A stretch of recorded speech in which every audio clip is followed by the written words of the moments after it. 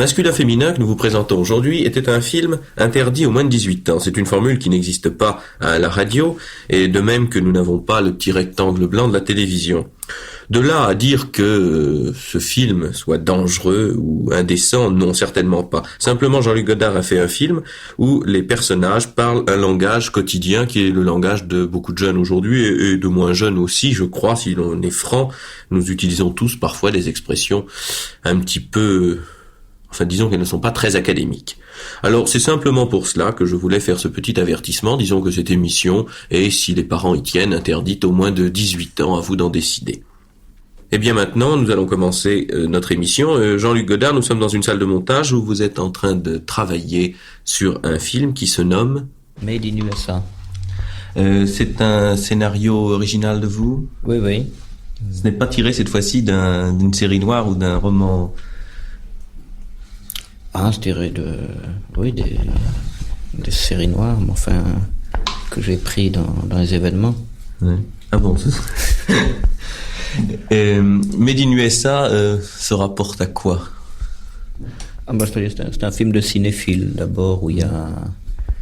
c'est un film américain, un film fauché américain, comme je les aime bien, et comme les films d'Alan Dwan ou d'Emile Ludwig, dont les noms ne diront rien, vos auditeurs. Et qui font des films quoi, de série Z? Non, des films de série. Et puis Made in USA dans la mesure où tout vient de l'influence américaine. Que ça soit la politique, ça se passe en province, c'est les mœurs de Chicago. Enfin, tout vient du mythe américain, enfin des mythes américains à la fois pris dans le cinéma ou dans la réalité. Les gens ont des noms américains. Des noms aussi bien McNamara que rue Otto Preminger, enfin des choses comme ça. Et le film est interprété par Anna Karina et... C'est ça. C'est un film en couleur. Oui, un film et scope. Scope et couleur, oui. Vous avez l'intention d'utiliser la couleur comme dans Pierrot le Fou ou d'autres recherches? Oh, sans recherche du tout. Moi, je mets les couleurs que j'aime dans la vie. J'ai la chance d'avoir un chef opérateur qui est Raoul Coutard, qui sait photographier et reproduire fidèlement. Le film a été tourné en combien de temps? Là, c'est aussi une influence de la mer, des films fauchés américains entre 15 et 18 jours. Ah, il y a les films fauchés américains qui sont tournés en 10 jours, je crois, ceux de Corman. Oui. Vous n'avez pas battu le record. Non. Vous essayerez?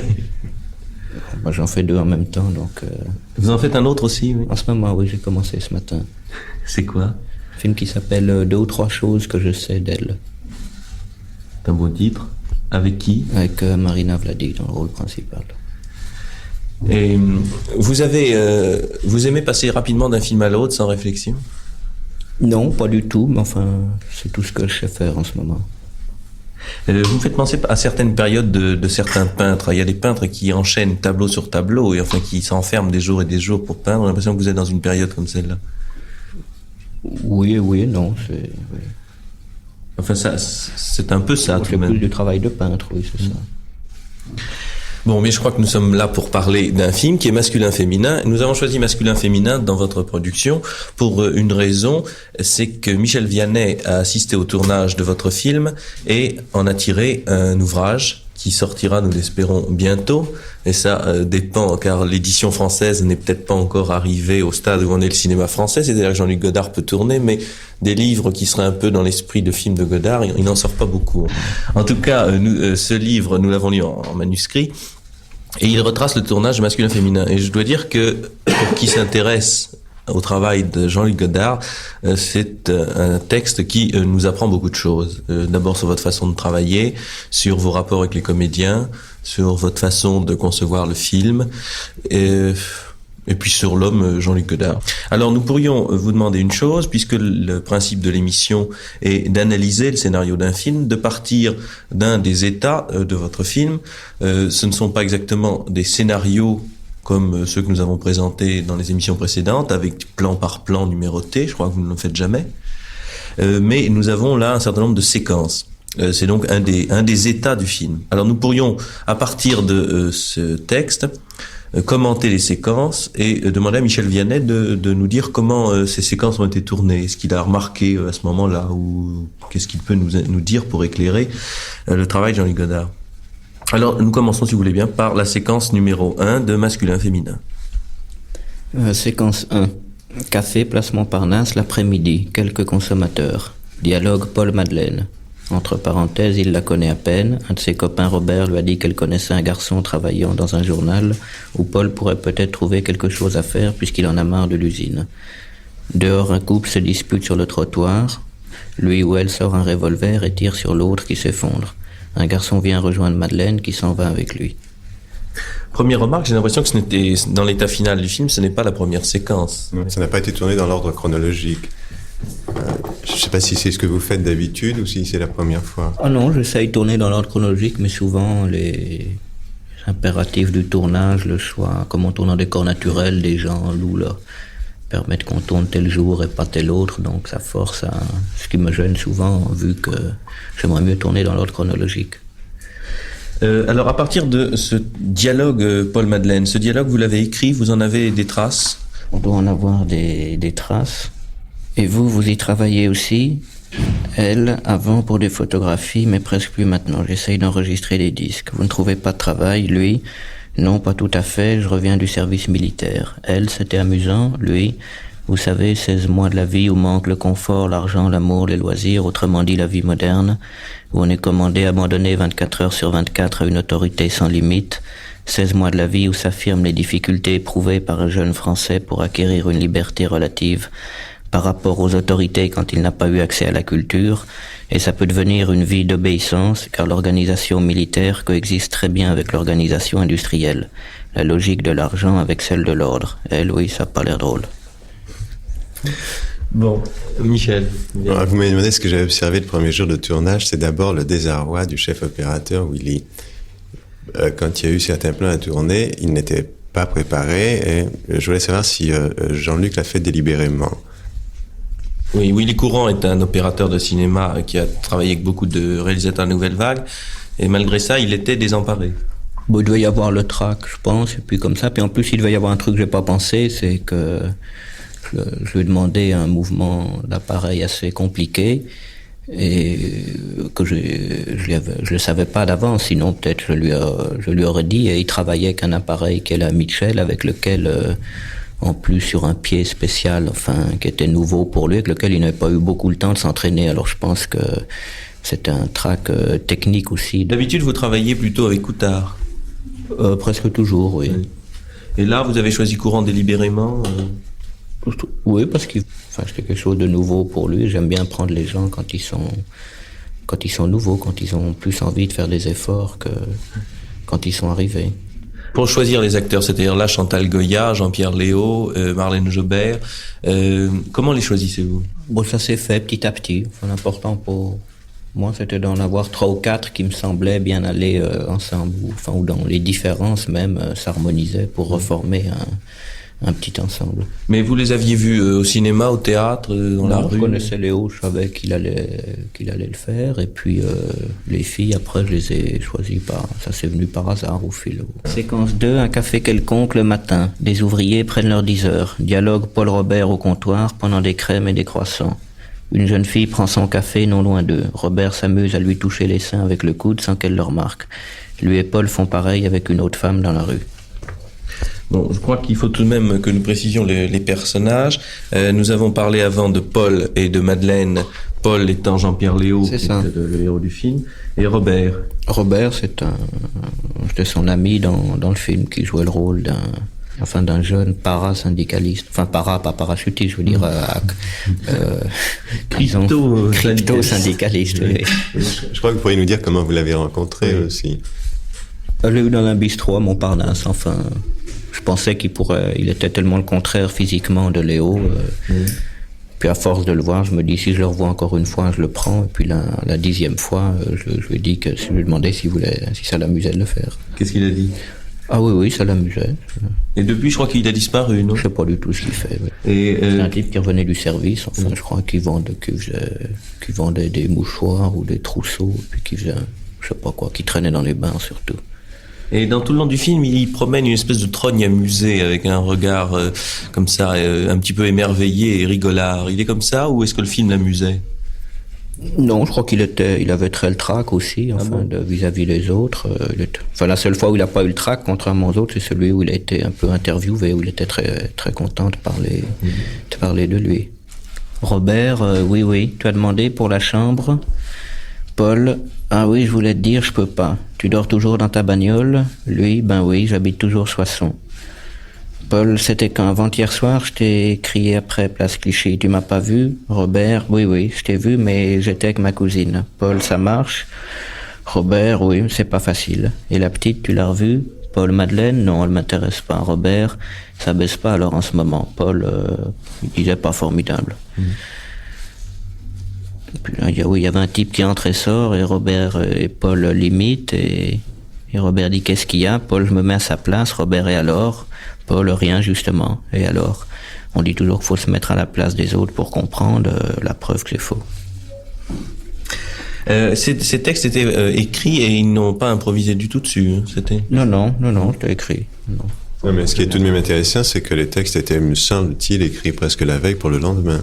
Bien sûr. Ah oui, non, 1 heure ou 2 avant, sinon, c'est ça. Séquence 3. Paul, à la rédaction de la revue où il a trouvé du travail. Il classe des papiers et des photos, il croise Madeleine dans l'un des bureaux, elle discute avec des copines, dont Catherine, qui se prépare à aller faire du shopping. Paul profite de ce que Madeleine va au lavabo pour la suivre, l'attendre, et quand elle sort et se lave les mains, il lui demande si elle accepte qu'il lui fasse la cour ou quelque chose dans le genre. Alors là, c'est là où il y a l'interview. C'est ça, aujourd'hui, que j'aimais bien ça. Aujourd'hui, Paris, à quoi rêvent les jeunes filles? Mais quelles jeunes filles? Les vérificatrices de chez Simca à Nanterre qui n'ont pas le temps de faire l'amour parce qu'elles sont abîmées par le travail. Les petites shampouineuses et les manucures des Champs-Élysées qui font déjà à 18 ans les putes dans les grands hôtels de la rive droite. Les écoliens du boulevard Saint-Germain qui connaissent Bergson et Sartre et rien d'autre parce que les parents les bouclent dans leurs appartements bourgeois. La française moyenne n'existe pas. Et puis après, c'est ça, il y avait une longue conversation entre Paul et Madeleine. Enfin, en fait, cette conversation, c'est ça, je les interviewais chacun séparément. Et puis je mélangeais les deux ensemble. Ah bon, mais ça a été fait séparément? Oui, séparément. Enfin, j'interviewais Chantal par la bouche de Léo et Léo par la bouche de Chantal. Oui, mais ils étaient ensemble, ils entendaient. Ah ben, ils se parlaient l'un à l'autre, oui, bien sûr. Mais ils avaient ordre de se répondre l'un par rapport à l'autre. Ils pouvaient intervenir comme ils voulaient, s'ils voulaient. Donc c'était tout de même une sorte d'improvisation, c'était proche de l'interview télévision. Aujourd'hui, Paris, à quoi rêvent les jeunes filles? Mais quelles jeunes filles? Les vérificatrices de chez Simca à Nanterre qui n'ont pas le temps de faire l'amour parce qu'elles sont abîmées par le travail. Les petites shampouineuses et les manucures des Champs-Élysées qui font déjà à 18 ans les putes dans les grands hôtels de la rive droite. Les écolières du boulevard Saint-Germain qui connaissent Bergson et Sartre et rien d'autre parce que les parents les bouclent dans leur appartement bourgeois. La française moyenne n'existe pas.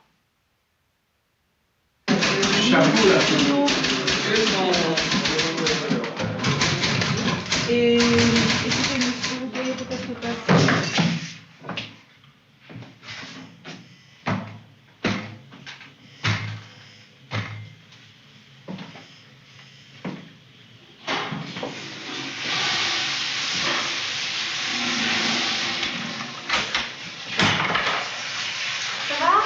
Ça va?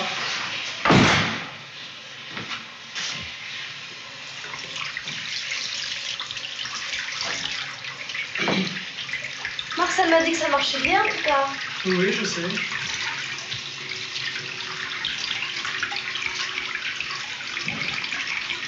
Et pour le fric, vous êtes arrangé? Bah, il m'a dit qu'on verrait ça mardi. Pardon.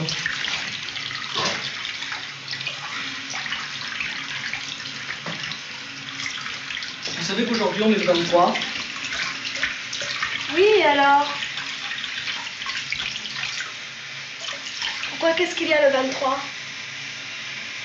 Bah, vous m'avez dit que le 23, on pourrait sortir ensemble. J'ai jamais dit ça.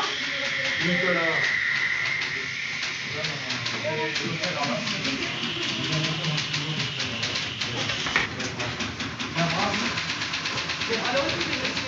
J'ai jamais dit ça.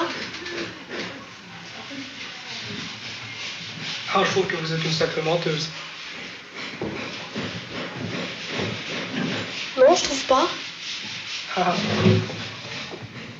Pourquoi ce haha? je sais pas, dans la vie, vous n'êtes pas menteuse? Non. Jamais. Oh, quelquefois, bien sûr, mais en général, pas souvent. Et pourquoi vous...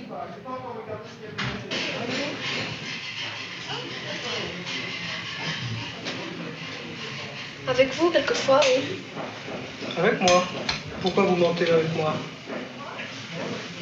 Je ne sais pas, je ne sais pas.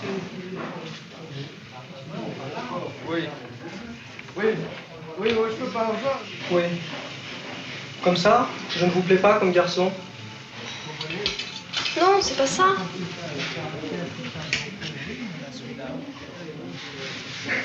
Est-ce que vous trouvez que mon nez est trop grand? Non, pas du tout. Ah bon? Ça me fait plaisir. Oui, oui. D'accord. Attends, Roger.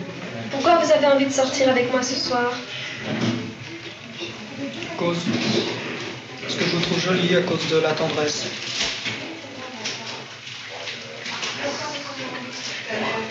Il n'y a rien d'autre qui vous intéresse chez moi? Si? Tout? Quoi? Les cheveux, les yeux, le nez, la bouche, les mains, Et quand vous dites sortir, vous voulez dire coucher?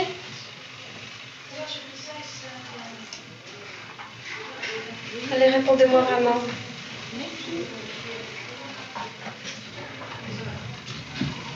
Répondez-moi. Vous avez quel âge? J'ai 21 ans.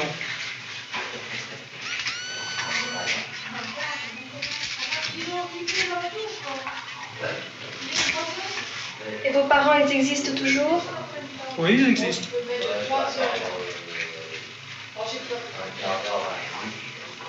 Vous les voyez souvent? De temps en temps.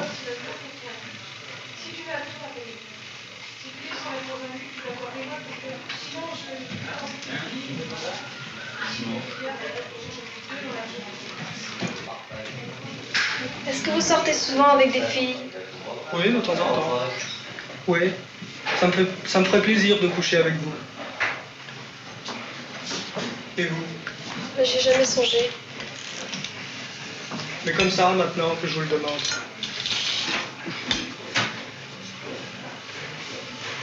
Oui, pourquoi vous m'avez dit qu'on sortira ensemble le 23? Ça, c'était un mensonge. Ben pourquoi vous m'avez menti? Moi, j'y ai cru. Voulez-vous, s'il vous plaît, me donner le Je sais, c'est pas 33 gentil, mais- 12 61 à Saint-Brieuc? Oui. Merci. Paul, est-ce que vous sortez quelquefois avec des filles le soir? Oui, je vous ai dit. Ne quittez pas, s'il vous plaît. Allô? Et quel genre de filles? Les filles qui me plaisent. Des filles comme moi? Oui. Et avec des putains, vous êtes déjà sortis? Comme ça m'est déjà arrivé. Mais j'aime pas les putains. C'est triste, c'est froid, je veux dire. Ben, je vous demande rien. Ah bon, moi, je vous disais ça. Ouais. Pourquoi vous me le dites alors? Comme ça. Pour vous faire voir ce que je pense. Et le soir, qu'est-ce que vous faites quand vous êtes toute seule? 61. Oui, ce soir par exemple. Qu'est-ce que vous allez faire? Ce soir, j'ai plein de photos à trier au journal. C'est vrai? Oui. Voilà. Parce que j'aimerais bien. Allô? Quel genre de Est-ce photos? que Quelle monsieur photo? Adamo est là? Justement, des photos de mode qu'on a faites. Ah, c'est de la part de Pariscope. Merci. Ah bah oui, mais vous m'aviez dit que vous faisiez des disques. Et pas de la mode, enfin plus de la mode. Oui, mais l'un n'empêche pas l'autre. Je continue à regarder des photos de mode aussi. À les trier, à les classer. Des photos de vous? Non, pas de moi du tout. Oui. Ce soir, est-ce que vous allez sortir avec un garçon? L'autre soir, comme ça, je vous ai vu avec un garçon, un grand. Très grand. Ah oui, je l'avais rencontré par hasard. Il dort. Ah bon? C'est de la part C'est de pas vrai. Periscope, monsieur. Si, c'est vrai. Non, j'y crois pas. Si, C'est c'est Où est-ce que vrai. vous aviez la vu? même maison que Salut les copains. J'ai Nous juste venons dans d'y un parler. café, comme ça. De quoi vous avez parlé? De mon disque. Vous êtes gentil, monsieur. Et si je sors avec vous, est-ce que vous avez peur que je vous fasse trop la cour? Est-ce que c'est pour ça que vous voulez pas sortir avec moi? Oui, peut-être. Pourquoi vous avez peur que je vous fasse la cour? Je vous trouve très jolie. Même en général, ça me gêne. Oui, j'aime beaucoup votre style de poitrine. Ah, si. Bah, ça compte, écoutez.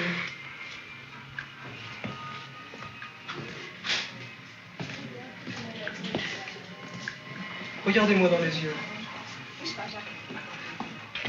À quoi est-ce que vous pensez là en ce moment pendant que vous êtes en train de me regarder? Regardez-moi. Mais à rien. Comment à rien? Vous êtes bien obligé de penser à quelque chose. On pense toujours à quelque chose. Là, quand vous me regardez. Bah, je vous regarde. Tout de suite. Mais à quoi vous pensez là? Comme ça. Eh ben, Oui? qu'est-ce que c'est pour vous le centre du monde? Le centre du monde. Oui. C'est drôle, je veux dire, on s'est jamais parlé. La première fois qu'on se parle, vous me posez des questions étonnantes. Non, moi je trouve que c'est une question normale. C'est vrai. Allez, répondez. Répondez-moi. Comme ça, l'amour, je trouve. C'est drôle, moi je vous aurais dit moi.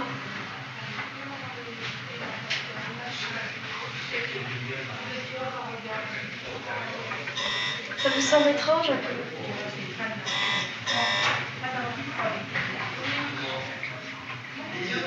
Vous ne pensez pas que vous êtes le centre du monde? D'une certaine manière, oui, bien sûr. Et de quelle manière? Comme ça, de vivre, d'être, de voir avec ses propres yeux, de parler avec sa propre bouche, de penser avec sa propre tête.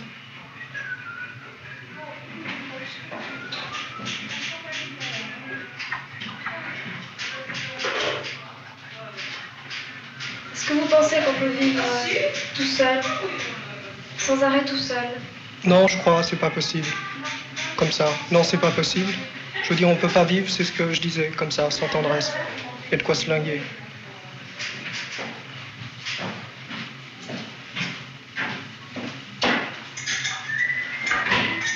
Regardez-moi dans les yeux.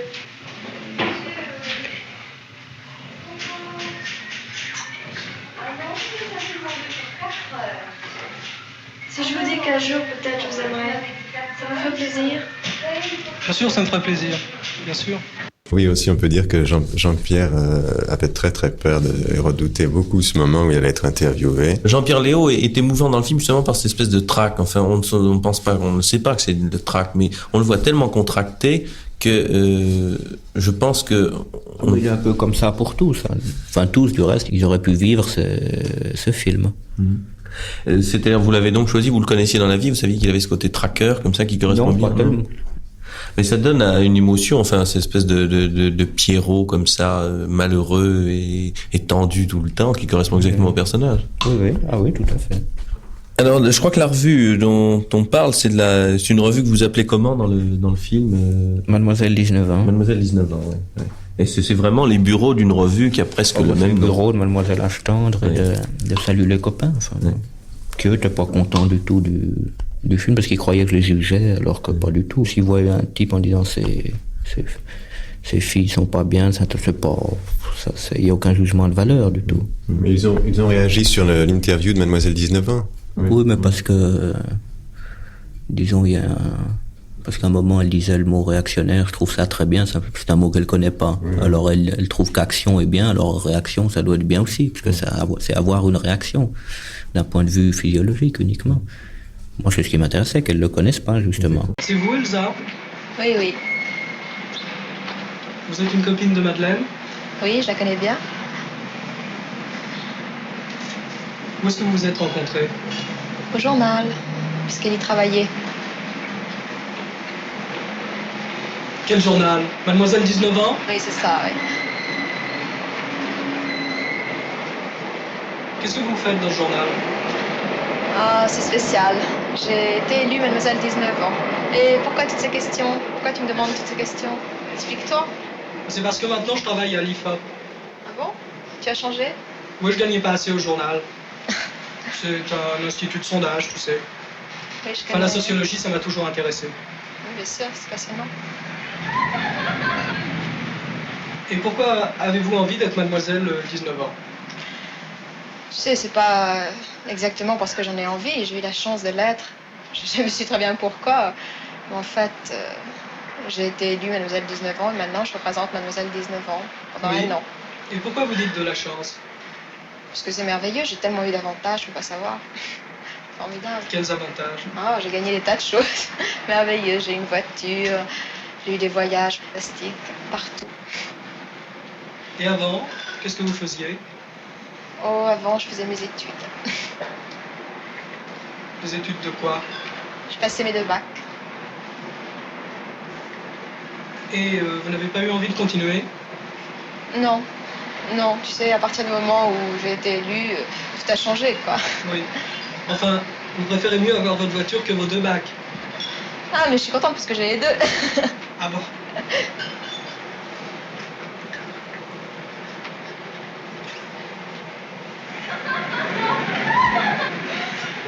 Oui.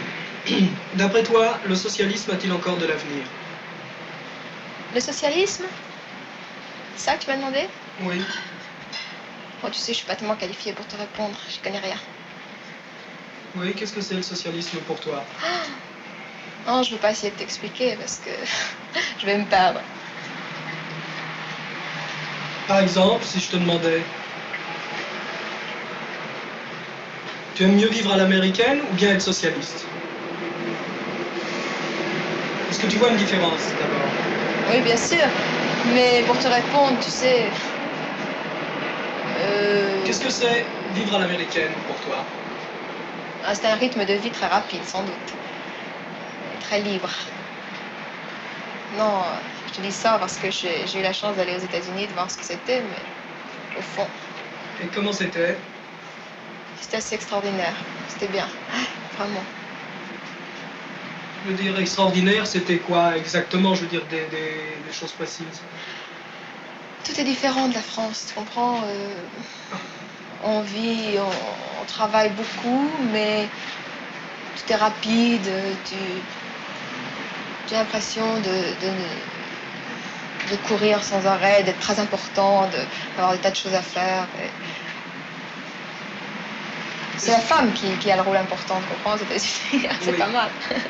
Est-ce que, pour vous, le mot réactionnaire a un sens? Oui. Lequel?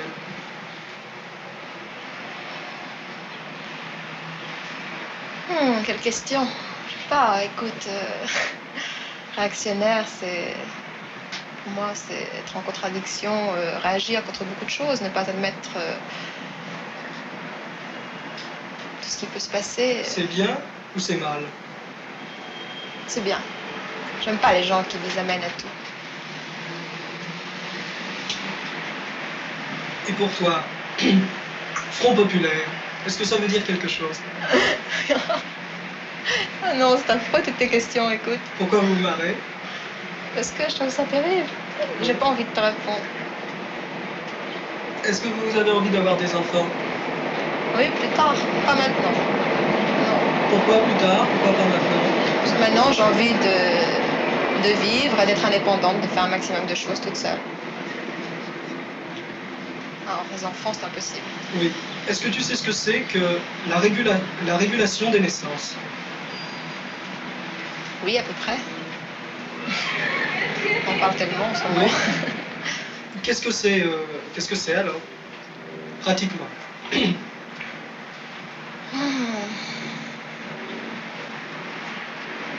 Non, dites-le moi, allez-y. Tu m'embarrasses, je t'assure. J'ai pas envie de répondre à toutes ces questions. Je sais ce que c'est, mais c'est assommant de... Non, je veux dire, c'est pas vous spécialement. J'interroge toutes les Françaises, donc il faut que vous répondiez. Vous êtes une Française parmi les autres. Oui, évidemment. Bon, alors la régulation des naissances, eh bien... Connaissez-vous des moyens pratiques de ne pas avoir d'enfants? Il y en a pas mal, oui. J'en connais. Ça me gêne de les citer. Non, mais dites-moi un ou deux, comme ça, pour savoir. Ah non. Des pilules, par exemple. Il ne faut pas employer de termes trop qualifiés. Ou bien un diaphragme. Je sais pas, il n'y a pas de... Oui. Pas d'autres trucs que les pilules, ou je sais pas. Je t'ai dit un diaphragme. Est-ce que tu tombes souvent amoureuse? Non. Non. Sûrement pas. Tu n'aimes pas être amoureuse, c'est pas un sentiment que tu aimes. J'aime, mais écoute, on cherche pas à être amoureuse comme ça. On tombe amoureuse, on sait pas pourquoi. Et puis, quand on l'est, c'est formidable, mais on n'arrive pas tous les 15 jours, évidemment. De toute façon, quand on l'est, on est... Est-ce que tu peux me dire, en ce moment, dans le monde, où est-ce qu'il y a la guerre? Ah. Non. Non? Non. Si je cherchais, oui, mais ça m'intéresse pas. Mais je veux dire, tu sais... Non, mais tu sais pas où il y a la guerre en ce moment? Non, tu sais ou tu sais pas? Non, je sais pas. Oui. Alors, séquence 4. Après dîner, Paul accompagne Robert, qui lui-même accompagne son père et 2 ou 3 autres en train d'écrire des slogans politiques sur les murs. Dans un bistrot de Bitnik où ils prennent un verre en passant, Paul remarque Catherine, une autre fille, Elisabeth. Elles attendent Madeleine qui s'est disputée avec ses parents et va loger désormais chez Catherine et Elisabeth. Paul décide Robert à rester chez lui, qui suit les 3 filles. Il propose sans succès à Madeleine de venir dans sa chambre de bonne plutôt que chez Elisabeth et Catherine. Madeleine ne veut pas. Comme elles habitent en face du métro aérien, Paul et Robert passent en métro pour essayer de les voir se déshabiller par la fenêtre. Ils font 2 ou 3 allers-retours sans succès. Dans le compartiment, ils assistent à une dispute violente entre un noir et une blanche qui finit par un crime. Je crois qu'il faut préciser que cette dispute violente, c'est l'extrait d'une pièce qui se jouait encore à Paris à ce moment-là. Oui, c'est ça. C'est juste 2 ou 3 dialogues, c'est ça, de la pièce de Le Roi de Jonas. Le métro fantôme, oui, c'est ça. Avec les interprètes de la pièce, avec Chantal Larget, etc. C'est ça. Ouais. Alors, vous aviez choisi délibérément de mettre un extrait de la pièce. Je me souviens plus. Je pense que je voulais une dispute, mais j'en suis pas... Enfin, parce que je voulais mettre que des phénomènes de violence, enfin, le crime passionnel, le crime raciste, enfin, tous les trucs, enfin, tout. Si on voit des homosexuels à un moment, c'était pareil. Enfin, c'est pour mettre des jeunes gens qui voient les vices de leurs aînés, c'est tout. Enfin, c'était le même principe que Balthazar là-dessus. Oui. Mais dans le métro, quand on a dit que c'était un noir et une blanche, on dit... Enfin, ils ont demandé de quelle couleur ils sont, ceux qui se disputent. Alors, des noirs, il fallait pas qu'ils se disputent. Alors, j'ai dit, ça fait rien, on va le remplacer par un juif. Alors, heureusement, comme le type du métro, son père était dans un camp de concentration, il a compris quand même qu'ils exagéraient. Est-ce qu'il y avait une notion de collage aussi, de mettre l'extrait d'une pièce qui jouait à cette époque-là? Non, pas du tout, parce que c'était tellement mieux. Enfin, puis il y avait un dialogue sur Bessie Smith que j'aimais bien. Enfin, je trouvais plus que il le disait très bien. Moi, il n'y a pas de raison de pas le mettre. On enchaîne la séquence 5. Séquence 5, Paul a quelque chose d'important à dire à Madeleine qui n'a pas le temps car elle a rendez-vous pour enregistrer son premier disque. Paul demande juste quelques minutes dans un endroit calme. Ils entrent dans un café, mais chaque fois qu'il s'assoit, la conversation des gens d'à côté gêne Paul. Finalement, Madeleine ne peut plus rester car elle est en retard. En la quittant devant l'immeuble où elle enregistre, Paul lui demande si elle veut être sa femme. C'est ça la première, ouais. qui a été tournée le premier jour. Elle se passe où exactement? C'est dans un café? C'est dans un café uniquement. Oui. Ah oui, c'est là où nous avons les scènes avec les voisins, où nous entendons des conversations. C'est ça, des conversations de voisins, c'est ça. Est-ce que ce n'est pas là où il y a celui qui parle de son suicide parce que sa femme l'a quitté? C'est ça, oui, il est venu voir Jean-Luc. Vous pouvez nous dire comment vous avez été amené à tourner cette scène? Ah bah la scène, non, le type, il était venu me voir 3 jours avant et puis ça m'a donné l'idée de le mettre dans la scène s'il voulait absolument faire n'importe quoi et gagner 20 000 francs, c'était le moyen pour lui. Car en réalité, ce qu'il dit est vrai. Enfin, sa femme venait de le quitter. Il arrive un moment, si la scène a tourné juste, on doit trouver les éléments à peu près. Si on a un journal à mettre, le journal qu'on trouvera sera le journal qui a paru, le Figaro du jour ou le François du jour portera la manchette que vous désirez. Oui, puis là, il jouait son propre personnage. Enfin, c'est son propre drame. Ça me paraît assez frappant d'ailleurs dans ce film, cette notion justement du café. En général, dans les films conventionnels, il se passe toujours des choses très importantes dans les cafés. Or, dans les cafés, aujourd'hui, du moins, peut-être pas autrefois, mais on ne peut plus parler car il y a toujours des conversations des voisins qui vous gênent et je crois que vous l'avez rendu assez bien, cette espèce d'intrusion continuelle des autres. Enfin, c'était ça aussi, un peu le sujet du film. Oui, c'était les autres, sans arrêt les autres. Et la séquence 6, alors? Séquence 6, tour de chant de Madeleine à la locomotive sous le Moulin Rouge. Paul y assiste avec Catherine et Elisabeth. Il est indigné par Madeleine se donnant au spectacle. Il va attendre seul dehors. Dans la rue, il remarque le manège d'une jeune fille déposée par une autre en voiture et qui semble attendre on ne sait quoi. Il me semble qu'elle n'existe plus dans le film, cette séquence. Juste la fin. Et vous avez décidé à quel moment lors de la Il enregistre un disque. Je crois qu'il fallait énormément de lumière pour tourner dedans. Et puis Chantal Goya peut pas chanter à la locomotive parce que comme elle sait pas chanter, je veux dire, elle peut chanter que des disques où il y a du playback. Elle peut pas vraiment chanter comme au début Sylvie Vartan pouvait pas chanter parce qu'elle surtout à la locomotive où elle se fait vider tout de suite. Et alors, vous avez remplacé par cette séquence. C'est ça. Quand il y a des choses impossibles à faire, souvent, ça fait réfléchir. Faut-il vraiment les faire? Parce que s'il faut vraiment les faire, on peut toujours y arriver. Mais souvent, c'est autre chose qui est plus important. Et finalement, ça a donné cette séquence assez étonnante où il vient assister à l'enregistrement de son disque et où brusquement il rentre dans le studio, on s'aperçoit qu'elle n'a pas de voix. Tout à la fin. C'est à la fin. Oui, mais ça a été reporté à la fin. La séquence 7. C'est très court. Dialogue Paul Robert dans une laverie self-service. Amène-la si tu veux. Oh non, ça fait chier. Toi tort, tu sais, tu me connais. Fais comme tu veux. Moi, je te dis que tu ne trouveras jamais une solution individuelle. Il y en a pas, il faut se bagarrer. Et à force d'être dans les luttes, on finit par apprendre. Toi, tu acceptes trop de choses, ce n'est pas possible. Paul. Écoute, j'ai bien le droit d'avoir des problèmes de femmes. Robert, les femmes, l'argent, tout dans le fond, c'est très simple. C'est un genre de mouvement, tu sais, de révolte perpétuelle. Moi, je ne peux pas accepter tout ce que tu acceptes. C'est ça qui me pousse à l'action syndicale. Paul, oui, je t'admire. Robert, t'as qu'à venir alors. Paul, oui, je verrai. Qu'est-ce que tu lis? Robert, un article sur Bob Dylan. Puis là, ils se mettent à chanter un extrait d'une chanson de Bob Dylan, dont je me souviens plus. Et puis avant, c'est ça, il lui a raconté une rencontre qu'il a fait dans la rue d'un type qu'il poursuivait, qui était prise dans Buzzati, dans le roman de Buzzati, qui s'appelle En ces moments précis. C'est un texte que vous avez trouvé le soir même, je crois, non? Oh non, ça, je l'avais vu dans le... Non, c'est ça, je l'avais vu dans Le Monde, j'avais pensé le mettre, et puis j'avais acheté le roman de Buzzati, voir s'il n'y en avait pas d'autres, et puis celui-là était bien finalement. Oh, la porte! Oh, tu sais qu'il vient de m'arriver un truc. J'entendais pas qu'il se rapproche à toute vitesse derrière moi. Salut. Salut. Et je me dis, tiens, quelqu'un qui court à cette heure-ci. Alors je me retourne. Et je vois un type qui me dit, oh pardon, vous avez pas eu peur? Je suis désolé, excusez-moi, je vous demande pardon. Bon. Moi je croyais qu'il allait continuer. Moi je continue à avancer. Et les pas qui se rapprochent. Et je vois un type qui me dit, oh pardon, je suis désolé, excusez-moi, je voulais pas vous faire peur, je vous demande pardon. Comme ça, de manière très courtoise. Et je le regarde. Et je m'aperçois que c'était pas le même type qu'avant. Et je reprends mon chemin.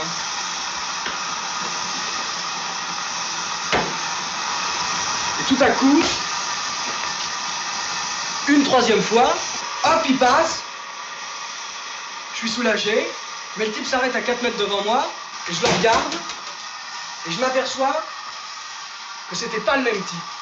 Je veux dire, c'était ni le premier, ni le second, c'était un troisième type.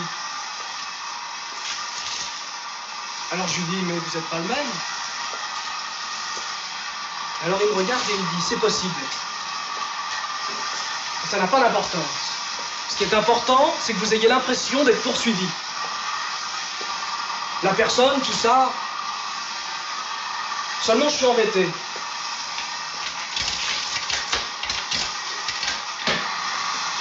J'aurais dû courir plus vite, vous auriez eu peur.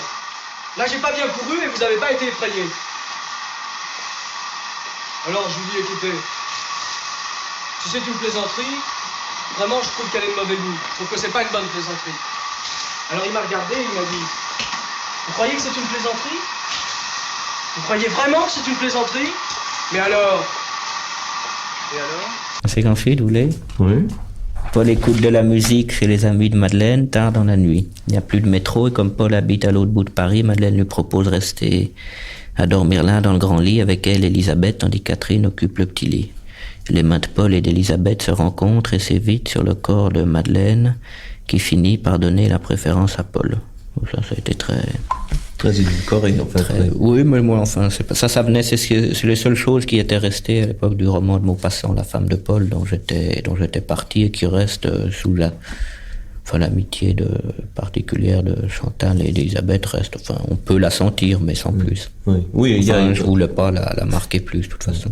Le film s'est inspiré de La femme de Paul. C'est ça. Et La femme de Paul, quel est le scénario? sujet? Un film en 2 sketchs. Oui. La femme de Paul, puis à un moment, les gens de La femme de Paul allaient au cinéma et ils voyaient, et j'ai préparé un autre sketch d'après une nouvelle qui s'appelle Le Cygne. Et finalement, La femme de Paul a pris tout et ils vont au cinéma, mais ils voient plus du tout l'autre sketch. Et La femme de Paul, c'est quoi? La femme de Paul, c'est l'histoire d'un garçon qui est amoureuse d'une fille qui elle-même est amoureuse d'une autre fille qui se suicide à cause de ça. Le garçon suicidé. C'est ça, oui, c'est Ophuls devait le faire. C'était le dernier sketch du plaisir. Et puis avec Gélin et Simon, puis ils ont eu peur de la censure à l'époque et il avait fait le modèle à la place. Michel Vianney. Non, je me demandais comme ça pourquoi au cours de tournage du film, ces séquences avaient été édulcorées. Le personnage de Paul était Léo. Ah non, édulcoré, c'est pas... Il y avait des séquences au début qui étaient c'était à la limite. Oui, mais ça dépend qui on a comme personnage ou tout ça. C'est un peu à cause des comédiennes, alors. Oui, des comédiens qui imposent l'idée d'un personnage et ce personnage n'est pas ça dévie autrement. C'est pas édulcoré ou pas édulcoré parce que. Enfin, il y a des scènes auxquelles vous avez renoncé, je crois, en cours de tournage où les filles devaient être dans la salle de bain, dans la baignoire. C'est ça, mais j'avais plus envie de les faire. Mais par exemple, il est certain qu'au départ, la nouvelle de Maupassant est assez anecdotique et que elle n'illustre pas tellement la jeunesse de notre époque, tandis que les rapports de Chantal Goya, d'Elisabeth, de Paul sont des rapports d'une certaine jeunesse, disons pas de toute, mais enfin une certaine jeunesse que vous avez dépeinte dans le film. Mais ce sont les rapports de ces quatre-là. C'est ça. Ces quatre-là pouvaient avoir ces rapports-là. Oui, mais enfin, je veux dire que tous ces rapports, enfin, cette nuit où ils se retrouvent tous les trois, ça peut se produire très bien dans comme il y a qu'un lit, ils couchent les trois dans le lit, c'est pas pour coucher les trois dans le lit, c'est parce qu'il y a qu'un lit. Donc vous avez, au fond, bien fait de supprimer, dans les bidonvilles, tout le monde couche dans le même lit par vice. Oui, c'est ça. Donc vous avez bien fait de supprimer, au fond, les allusions à la nouvelle de Maupassant qui aurait été... Ça suffit qu'on sente que l'autre est 2 ou 3 fois, mais sans plus. Séquence 9. Une brasserie, dialogue Paul-Madeleine en train de manger. À côté d'eux, dialogue d'une prostituée avec un touriste allemand. Elisabeth les rejoint au café. Un type à la table en face explique à une actrice comment elle doit jouer sa pièce. En fait, c'est le contraire, ça a été un dialogue Paul-Elisabeth, puis c'est Madeleine qui les a rejoints. Tout ça se passe toujours dans ce café dont vous parlez assez longuement dans votre livre, hein, Michel Vianney.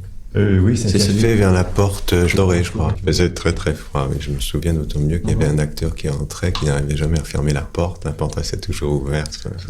Ouais.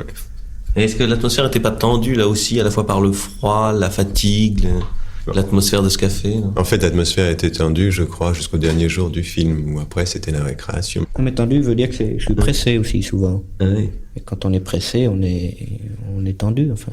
Non, mais on m'a dit que pour ce film, ça se passait plutôt très bien. Et d'habitude, c'était encore plus tendu.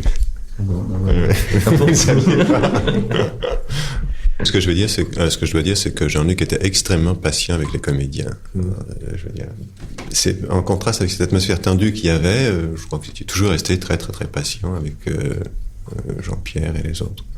Séquence 10.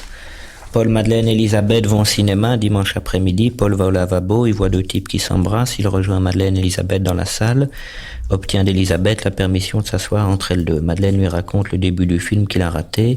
Paul monte à la cabine de projection protester car le film ne passe pas dans le bon format. Ils partent un petit peu avant la fin et Paul se fait raconter la fin par le déchireur de tickets.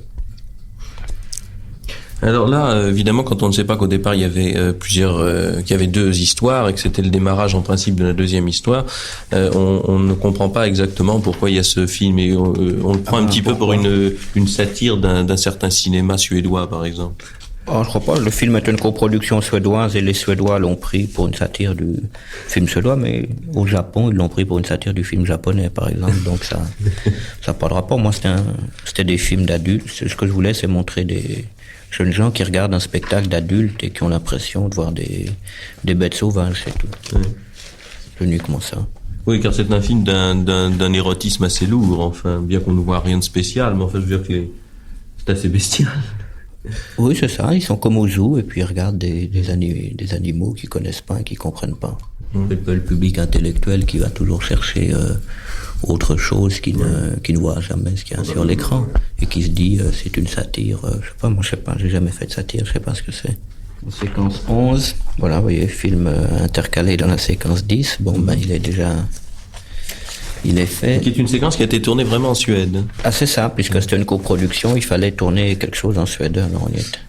Et vous avez pris 2 acteurs suédois.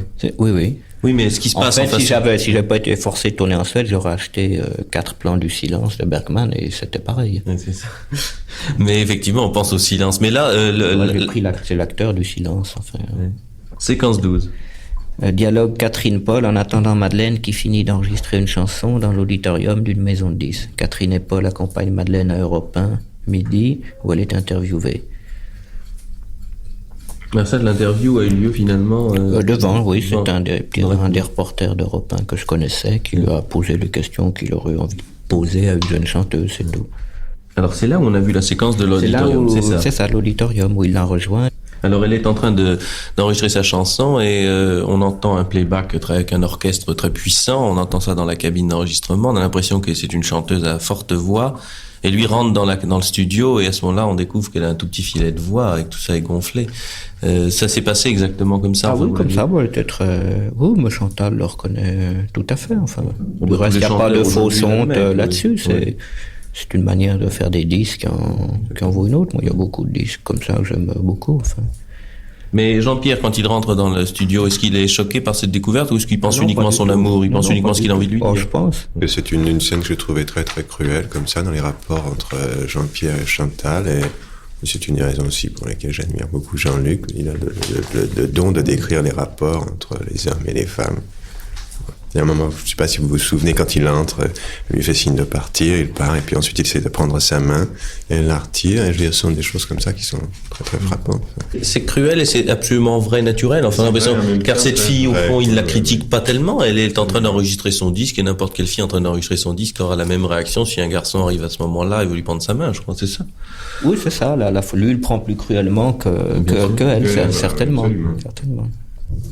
Séquence 13. C'est la dernière, en haut d'un immeuble en construction. Paul montre à Madeleine la disposition de son futur appartement qu'il a acheté avec l'héritage d'un de ses grands-parents. Elisabeth les accompagne et se dispute avec Paul qui refuse d'avance qu'elle vienne aussi habiter avec Madeleine. À la suite d'un faux mouvement, Paul tombe et se tue. Elisabeth console Madeleine. Alors je crois que cette séquence, vous deviez la tourner au dernier moment, vous n'avez pas eu les moyens matériels. Non, on devait tourner à la tour là qu'ils construisent comme ça, et puis ici on avait l'autorisation, puis Jean-Pierre avait le vertige, et puis moi finalement, enfin tout ça m'a fait réfléchir. La difficulté à obtenir les autorisations d'abord m'a fait réfléchir que c'était pas la peine de la tourner, il y avait qu'à en parler, et que c'était mieux de voir et Paul de le faire vraiment disparaître de la circulation, c'est-à-dire tout à coup on le voit plus, on sait qu'il a disparu.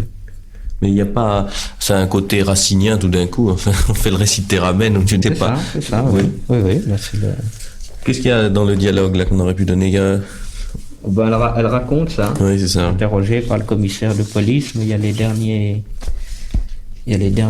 dialogues de Paul, on l'entend en commentaire, puisqu'il a changé de travail. Il est plus au journal et il fait des enquêtes pour l'IFOP. Et ça, c'est même la partie que moi j'aime le mieux. Du reste, on voit juste des plans documentaires.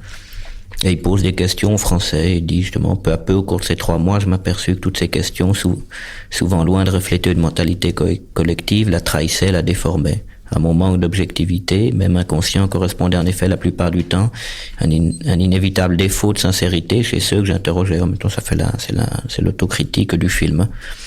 Pourquoi ? Parce que sans doute les enquêtes et les sondages oublient vite leur vraie mission, qui est l'observation du comportement, et partent à la place insidieusement à la recherche d'un jugement de valeur. Je découvris ainsi que toutes les questions que je posais à n'importe quel Français traduisaient en fait une idéologie qui ne correspondait pas aux mœurs actuelles, mais à celles d'hier, du passé. Il me fallait donc rester vigilant, et quelques notions récoltées au hasard me servirent de point de repère. Un philosophe est un homme qui oppose sa conscience à l'opinion, ça j'ai oublié de qui c'était. Être une conscience et être ouvert au monde, ça c'est de Sartre. Être fidèle, c'est faire comme si le temps n'existait pas. J'ai oublié de qui c'était aussi. La sagesse, ce serait si on pouvait voir la vie, vraiment voir, ça serait ça la sagesse.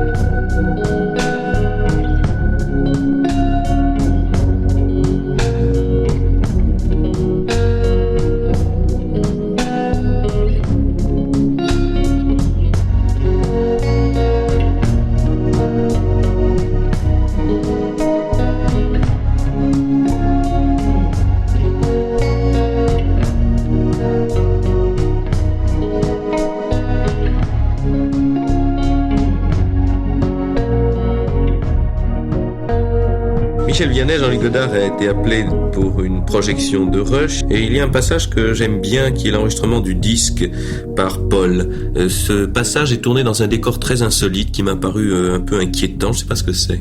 Oui, c'est le hall de la locomotive à Pigalle. Jean-Luc est venu juste avant le tournage avec une feuille volante où il avait écrit ce poème. Il s'est inspiré d'un poème de Dominique Tron et Jean-Pierre l'a lu dans cette cabine. Dominique Tron, attendez, c'est un jeune poète. Un jeune poète de 17 ans. Oui, c'est ça. Ce n'est pas celui que Elsa Triolet a découvert. C'est ça, oui, c'est lui. Je crois même qu'il n'a que 15 ans. Ou 15 ans, oui, c'est ça. Et il a découvert ce poème comment Ah ben je ne sais pas, il avait le livre sous le bras et peut-être, je sais pas, une demi-heure avant, enfin, il avait transposé comme ça. Et je veux dire, la scène est d'autant plus belle que elle se passe précisément dans cet endroit. Parce que, je veux dire, on sent la solitude encore mieux quand les deux filles le quittent et qu'il reste seul avec tous ces néons, ces lumières et ce hall de dancing. Je veux dire, c'est encore plus saisissant.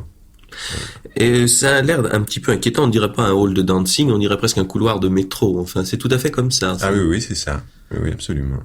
Et c'est un quoi? C'est un temple de la danse genre Bus Palladium, c'est ça? Oui, c'est ça, c'est un peu ça, oui.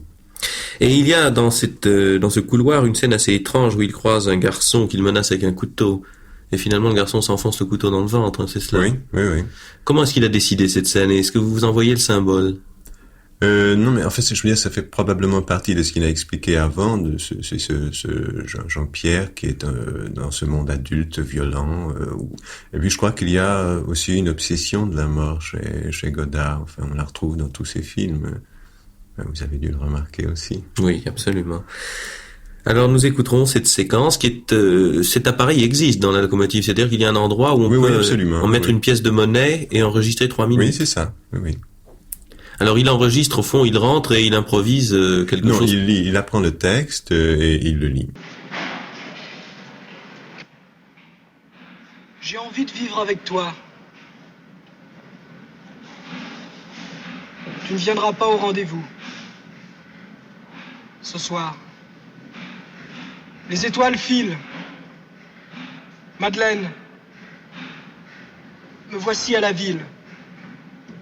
Madeleine, imagine que c'est écrit comme Astor, la cigarette de l'homme moderne.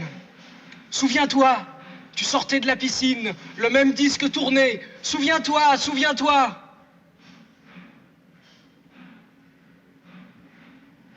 « 5 décembre 1965, les étoiles. J'ai envie de vivre avec toi. Oui, brune en bikini. On jouera au baby-foot. Ah oui. Regarde. Ici, aviation. Tu mets ton rouge à lèvres, serre-toi contre moi. Nous avons décollé. Allô, ici la tour de contrôle. Boeing 737 appelle Caravelle. Paul appelle Madeleine. Qu'est-ce que c'est pour vous le centre du monde? Le centre du monde? Oui. C'est drôle, je veux dire, on s'est jamais parlé. La première fois qu'on se parle, vous me posez des questions étonnantes. Non, moi je trouve que c'est une question normale. C'est vrai. Allez, répondez-moi. Comme ça, l'amour, je trouve. C'est drôle, moi je vous aurais dit, moi.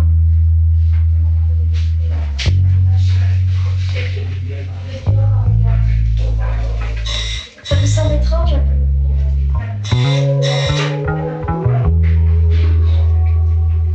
Vous ne pensez pas que vous êtes le centre du monde? D'une certaine manière, oui, bien sûr. De quelle manière? Comme ça, de vivre, d'être, de voir avec ses propres yeux, de parler avec sa propre bouche, de penser avec sa propre tête.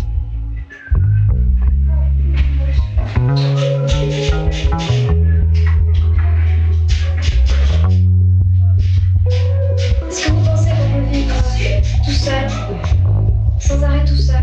Non, je crois, c'est pas possible. Comme ça. Non, c'est pas possible. Je veux dire, on peut pas vivre, c'est ce que je disais, comme ça, sans tendresse. Et de quoi se linguer.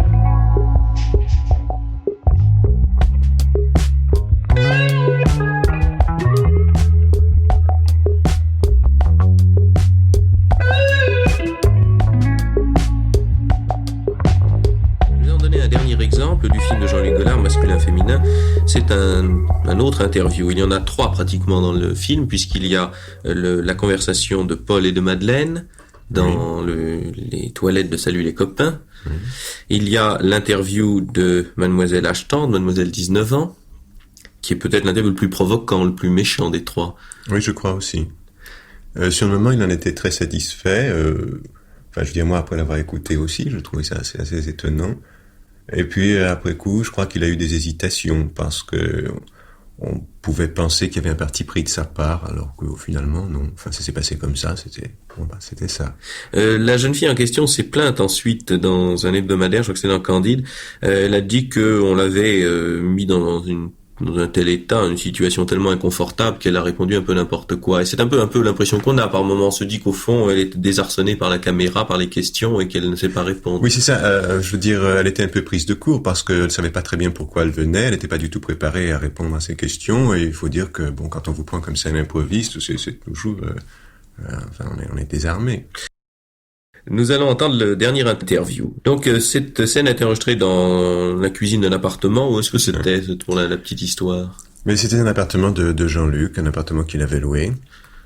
Et c'était dans la cuisine. Jean-Luc était accroupi dans le couloir, il a un micro, il pose ses questions par l'intermédiaire de Catherine et tantôt par l'intermédiaire de Robert. Et ils se répondent l'un à l'autre. Et je crois que c'est aussi une occasion pour Catherine et Robert un peu de se découvrir, enfin de dire ce qu'ils ont à dire. D'ailleurs, ça se sent au cours d'une interview. Ça se sent très bien, mais je veux dire, ce système très attachant de poser les questions par l'intermédiaire de l'un et de l'autre n'est pas poussé au bout, c'est-à-dire que de temps en temps, ils réagissent naturellement. Il renvoie une question, mais ensuite le dialogue est entamé naturellement. Oui. Parce qu'on sent qu'elle est très gênée, elle a des petits gloussements, elle a des façons de répondre à côté qui sont exactement, à mon avis, l'attitude d'une certaine jeunesse. Oui, c'est ça, tout à fait, oui. Elle était vraiment gênée. Elle était gênée, oui. Et lui, cette espèce d'attitude qu'il a avec le menton en l'air et l'air un peu, la bouche ouverte, l'air un petit peu de rire, Godard disait que non, qu'il était traqueur. Mais est-ce qu'il avait le trac dans cette scène? Mais ça nous a tous surpris parce qu'effectivement, là, il était beaucoup plus audacieux que pendant le cours du tournage. Et il s'était un peu vengé. Enfin, on était tous très étonnés de l'entendre. Il était très à l'aise. Et il a eu l'occasion de dire ce qu'il pensait de Catherine ou des autres, plus ou moins. Enfin. Et comment était-il après? Parce que comme les questions leur étaient soufflées, ils ont été un petit peu obligés de poser les questions qu'ils n'auraient pas posées naturellement. Est-ce qu'ils se sont sentis un peu violés par Godard ou pas? Les filles surtout. Lui, Robert, non, pas du tout. Non, les jeunes filles étaient très inquiètes. Jean-Pierre aussi, évidemment. Est-ce que vous avez l'impression que Catherine, par exemple, dans la vie, est quelqu'un d'assez timide et raisonnable et pudique, ou est-ce qu'elle a caché son jeu? Enfin, parce que elle a l'air, dans cette interview, d'être une jeune fille assez réservée. Dans un de ses commentaires, Jean-Pierre dit de Catherine qu'elle est sûrement vierge, et je veux dire, ça se retrouve, elle a cette brusquerie comme ça, de temps en temps. C'est tout à fait elle. Oui, c'est une fille qui a quel âge, 18-19 ans? Oui, c'est ça, 18 ans. Et qu'est-ce qu'elle fait? Eh bien, elle est mannequin, je crois, occasionnellement, et elle vend aussi des meubles au marché Piron. Et comment l'a-t-il rencontrée? Mais c'est Truffaut qui la lui a présenté, par Truffaut. Elle était Silhouette, elle a fait la figuration dans un film de Truffaut. Et alors après le film, comment est-ce que ça se passe? Godard les perd tout de suite de vue, ou est-ce que... Ah oui, complètement. D'ailleurs, moi j'ai revu Catherine après, elle me dit mais c'est curieux, le film a été projeté plusieurs fois, on nous a pas prévenu. Alors quand j'ai vu Godard, je lui dis mais pourquoi vous n'avez pas prévenu les acteurs? Ils auraient été si heureux de voir le film. Il m'a dit ils n'ont qu'à payer leur place. Ah, c'est extraordinaire. Il n'a jamais organisé de projection pour les acteurs. Non, il n'a pas organisé de projection, mais il dit enfin s'ils veulent vraiment, ils n'ont qu'à téléphoner au bureau et puis on leur dira. Enfin, il y avait de quoi être un peu vexé, non, tout de même? Pas quand on le connaît, non. Non, bien sûr, mais il faut le connaître, il faut que les gens le connaissent. Ouais.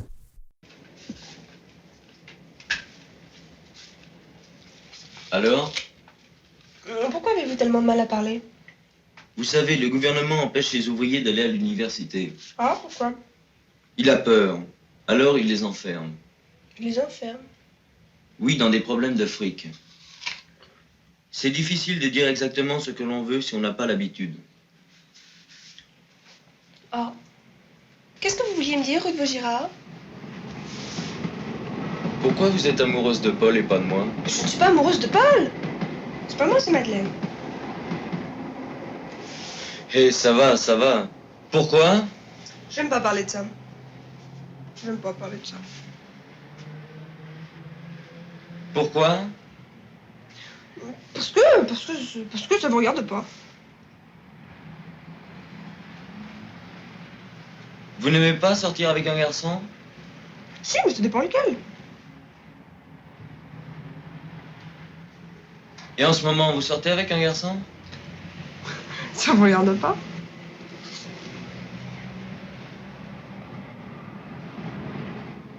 Où voulez-vous m'emmener ce soir?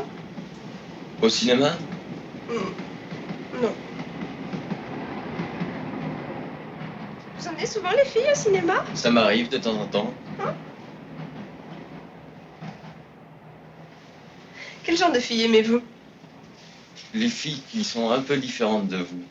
Il est frappant que nous puissions présenter dans cette émission autant d'extraits sonores du film, car je suis tout à fait contre la bande sonore d'un film à la radio, étant donné que le cinéma est fait pour être vu et non entendu, sauf si on fait la transposition de la lecture d'un scénario.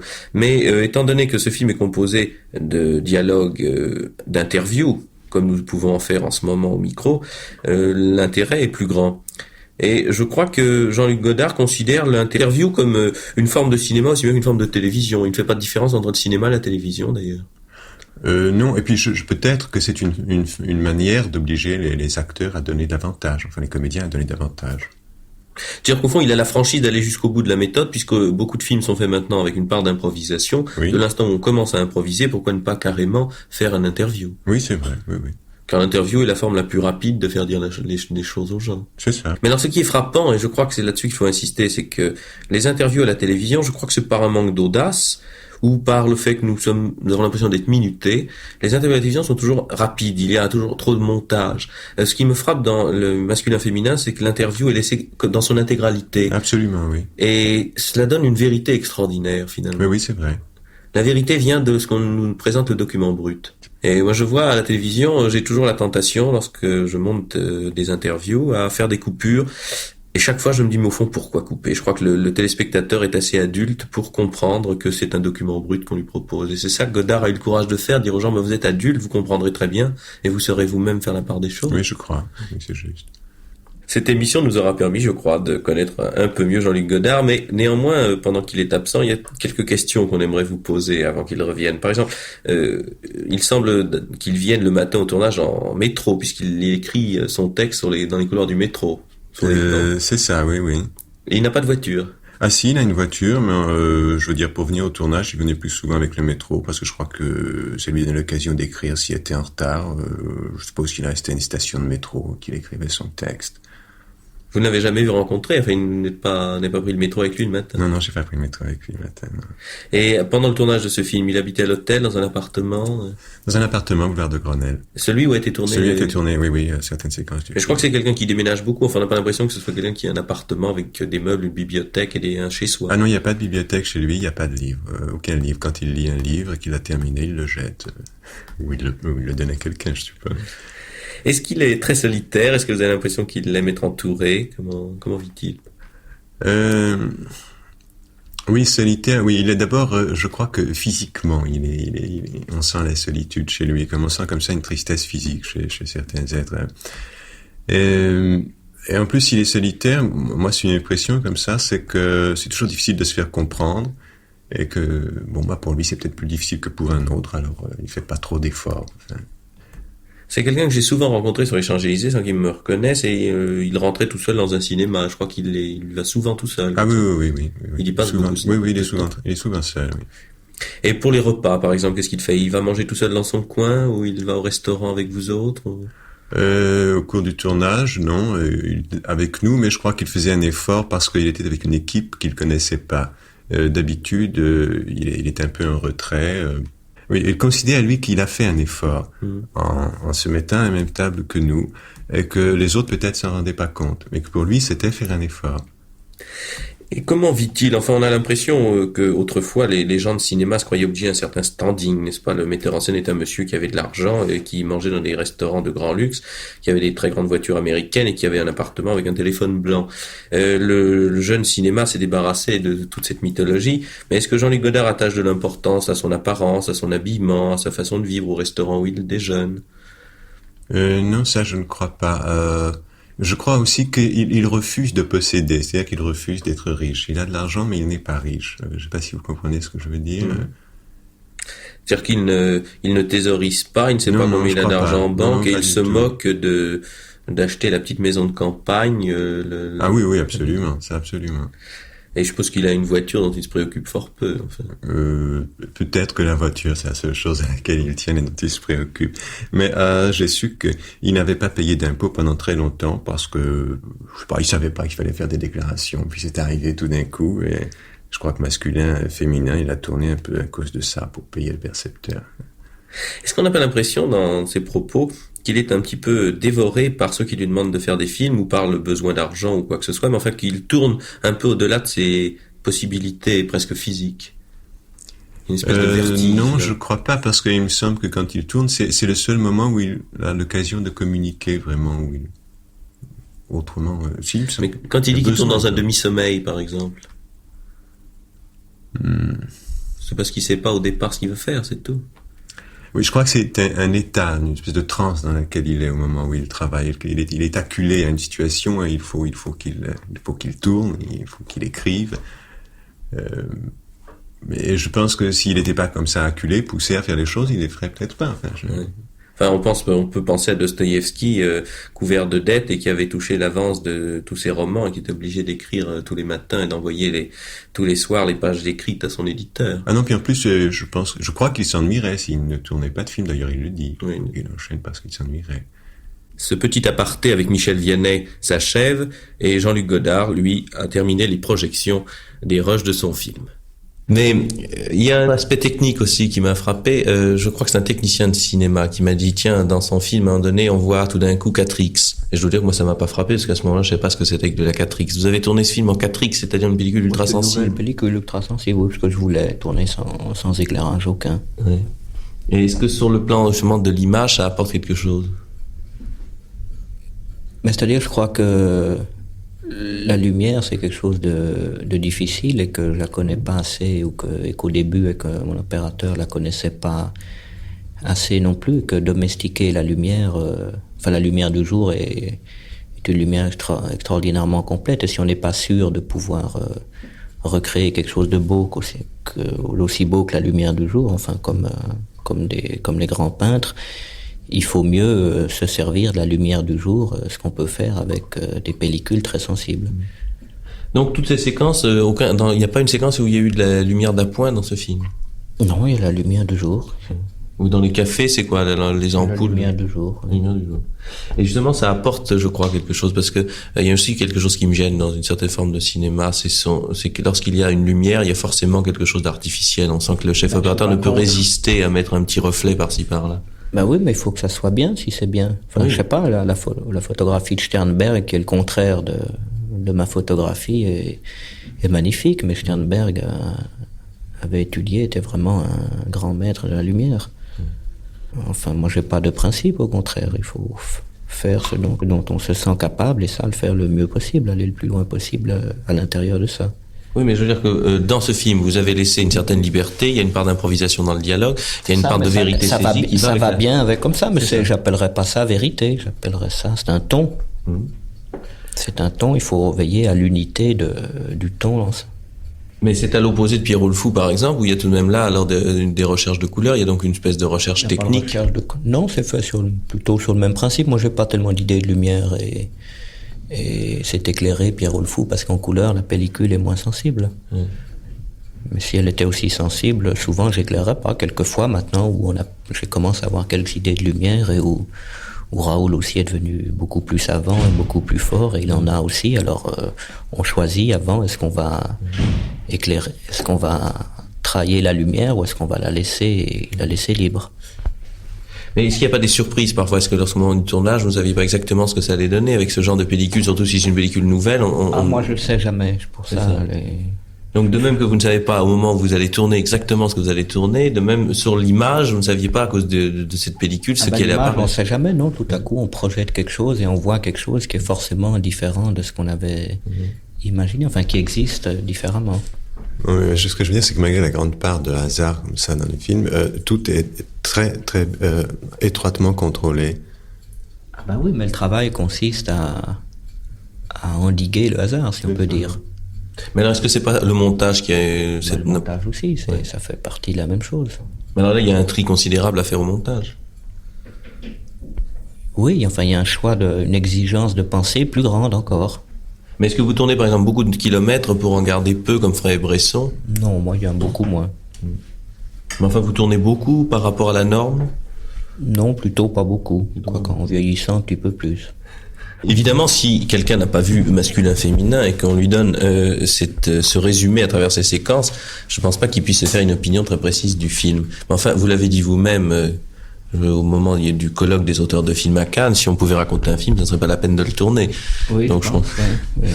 Mais néanmoins, est-ce que, à travers ces phrases, à travers ce dialogue, à travers ce résumé des séquences, est-ce que vous saviez très bien ce que vous alliez faire? Est-ce que lorsqu'on lit ce texte, est-ce que pour vous ça correspond à un état de préparation très avancé, ou comme vous nous disiez à plusieurs reprises, pas du tout, c'est transformé? Ça pas du tout, c'est beaucoup transformé. Je sais que, moi j'avais pas envie de le tourner, puis je l'ai tourné pour des raisons, j'étais forcé économiquement, là, et tout était préparé, donc j'étais vraiment, j'étais le dos au mur, peut-être pour ça j'étais de mauvaise humeur pendant le film, parce qu'il fallait le tourner et trouver des trucs. Hein. Mais vous avez eu l'impression à la fin du film que vous aviez découvert? Moi je sais pas, non, moi rien du tout. Moi je l'ai fait moi je dis que ça soit bien pris ou mal pris, je veux dire je l'ai fait en dormant. Enfin je sais pas du tout ce qu'il y a dedans, et du reste de moins en plus, c'est peut-être pour ça que je tourne pour des films. Enfin, le film que je tourne actuellement, là, avec Marina Vladi, c'est un film où je me dis qu'est-ce que je suis en train de faire. Mais après coup, qu'est-ce que vous diriez le masculin-féminin? Film qui vous a permis de donner un certain coup de projecteur? J'étais étonné, une fois qu'il était fini, quand même, comme il se bouclait pas mal, je veux dire. Il tenait quand même, pour moi, il tenait pas trop mal ensemble, alors que c'était des morceaux éparpillés. Moi, j'ai eu l'impression que vous découvriez le film au fur et à mesure que vous le tourniez. C'était un peu ça. Bien sûr, oui, mais de plus en plus.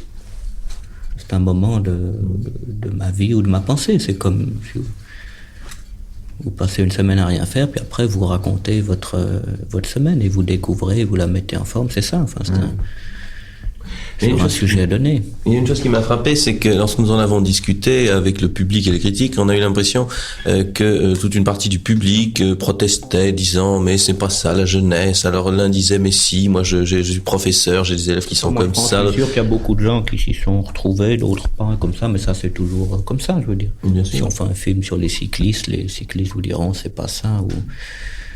Oui, mais moi je répondais en allant plus loin en disant qu'au fond, il ne s'agit pas de faire le portrait d'une certaine jeunesse. Pour moi, c'est surtout le portrait de Jean-Pierre Léaud là-dedans. Moi, je suis sûr qu'il y a 2 ou 3 personnes qui sont reconnues, mais plus sur les caractères que sur... Tandis que les gens jugent toujours les fonctions sociales ou les trucs comme ça. Mais ça, quand on fait un film sur les vieux, personne dit jamais c'est ça la vieillesse, c'est pas ça la vieillesse.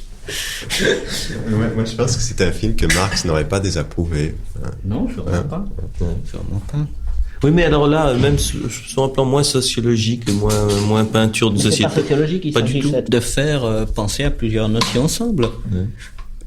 Mais penser à la sociologie et à la psychologie, surtout en France, on aime bien classer par catégorie. Alors c'est de la psychologie, alors pas de métaphysique si c'est de la psychologie. Et si c'est de la métaphysique, alors pas de morale, puisque c'est de la métaphysique. Non, mais moi je l'ai vu plus comme une sorte de prolongement d'un portrait. Si vous voulez, ce serait comme le portrait de Pierrot le Fou à 18 ans. C'est ce que j'ai dit dans ma préface, là, c'est ça, ou dans la brochure de documentation, ça correspondait exactement à ça. J'ai raconté, j'ai dit, c'était une nouvelle de Giraudoux, j'aimais bien, qui s'appelait Palais de glace, et qui est l'histoire d'un type, ça se passait en 25 chez Giraudoux, qui revenait de la guerre et qui avait une trentaine d'années.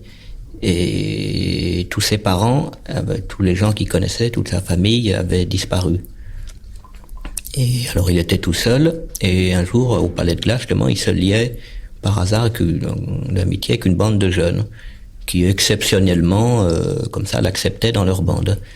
Et comme ça, et puis au bout d'1 ou 2 mois de la vie avec cette bande-là, il rencontre par hasard un ami de son père, qui lui dit, t'es tout seul, comme ça, lui. Et exceptionnellement, il se lie avec la bande des gens plus âgés que lui, de 10 ans plus âgés, ou de 15 ans plus âgés, et de 10 ans plus jeunes. Et il partage sa vie entre les deux groupes. Et puis un jour, il est avec un jeune, il rencontre un type et chacun dit « Ah, tu connaissais mon père, ah, tu connaissais mon fils » et les deux, et il le quitte et il se retrouve tout seul de nouveau. Et pour moi, les aînés, ce que je disais, enfin les jeunes, là, j'étais comme ce type de Giraudoux qui était revenu de la guerre sans personne et qui se liait à des jeunes, donc c'était les jeunes de ce film, qui le toléraient, qui l'acceptaient. Et les aînés, c'était le cinéma, pour moi. C'était avec son passé, ses traditions, et comme ça. Et puis j'ai fait le film, et puis après le film, je me suis retrouvé de nouveau tout seul, loin du cinéma et loin des jeunes.